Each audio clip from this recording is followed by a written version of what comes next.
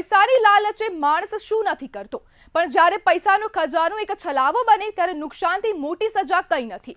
ગુજરાતમાં ઓનલાઈન ગેમના સટ્ટાની લાલચોમાં છેતરપિંડીઓના કિસ્સાઓમાં અવારનવાર બહાર આવતા હોય છે। કંઈક આજે જ આવા પ્રકારે લુણાવાડા અને આસપાસના પંથકમાં ડોલર કમાવાની ગેમને કારણે અનેક લોકો દેવાદાર બની ગયા છે। આ ગેમ નહીં, એક છેતરપિંડીનો કિમિયો હતો। અહીં મિત્રો નામના વોટ્સએપ ગ્રુપમાં સભ્ય બનવા માટે લોકો પાસેથી 2,40,000 જેવી મોટી રકમ ઉઘરાવાઈ હતી। કોઈ સ્લીપ નહીં, કોઈ કાગળ નહીં, ફક્ત વચન, લાલચ અને ભરોસો। ટ્રસ્ટ વોલેટ જેવી એપ્લિકેશનમાં ડોલર વિહોણી રમત રમાય છે। વિડ્રોવલ માટે ન કોઈ ઓટીપી આવે છે, ન કોઈ જવાબદાર મોજૂદ હોય છે। લોકોના લાખો રૂપિયા ડોલરની આશામાં ડૂબી જાય છે। આ ભેજાબાજીનું નેટવર્ક માત્ર ડોલર ગેમ સુધી સીમિત નથી, તેઓ સામાજિક સ્તરે મજબૂત વ્યક્તિઓના નામે ક્રેડિટ લે છે। લોકોને ભરોસો લેવા માટે જાણીતા ચહેરાઓનો ઉપયોગ કરે છે। મિત્રો, ડોલર ગેમ અને ગ્રોકર અને બોનચેટ અને જે ટ્રસ્ટ વોલેટ જેવી એપ્લિકેશનોમાં રમાતી આ રમતો આજે લાખો નહીં પણ કરોડો રૂપિયા ડૂબાડીને લોકોને દેવામાં ધકેલી ગઈ છે। સવાલ એ છે કે આ ગેમ ચલાવનારા છે કોણ, લીડરો કોણ છે અને નાણાં ક્યાં જાય છે? શું હજી પણ તંત્ર સૂતું છે?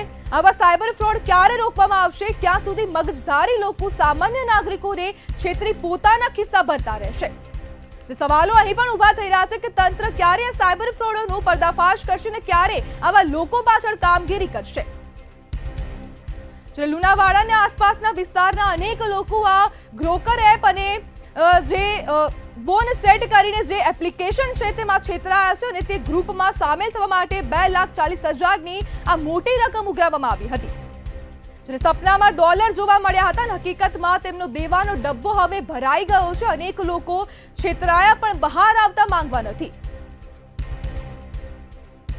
ગ્રોકર જેવી એપમાં લોકો પોતાના પૈસા નાખે છે અને તે છેતરપિંડીનો ભોગ બને છે અને આ છે સૌથી મોટી રકમ જેમાં 2,40,000નો સમાવેશ થાય છે। તેની સામે પણ હવે કોઈ પ્રકારની તંત્ર દ્વારા કાર્યવાહી કરાઈ નથી અને ક્યારે સાયબર ફ્રોડ રોકવામાં આવશે અને આની પાછળ જે ગેમ ચલાવનારા છે કોણ અને લીડરો કોણ છે તેની સામે પણ ક્યારે હવે કાયદાકીય પ્રવૃત્તિ કરવામાં આવશે?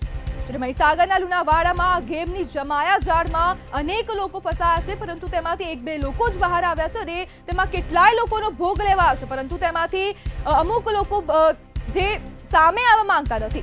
ત્યારે ગ્રોકર અને બોનચેટમાં લોકોના કરોડો રૂપિયા ડૂબી ગયા છે અને તેઓ દેવાદાર બની ગયા છે। લુણાવાડાના આસપાસના અનેક વિસ્તારના અનેક લોકો આ ગેમમાં ફસાયા છે અને ગેમની માયાજાળમાં ફસાઈ ગયા હતા અને તેમાંથી જ હવે જે ઓનલાઈન ગેમિંગનો નવો એક કિસ્સો સામે આવ્યો, જેમાં ગેમ રમવા માટે 2.40 લાખની રકમ ઓફલાઈન લેવાતી હતી।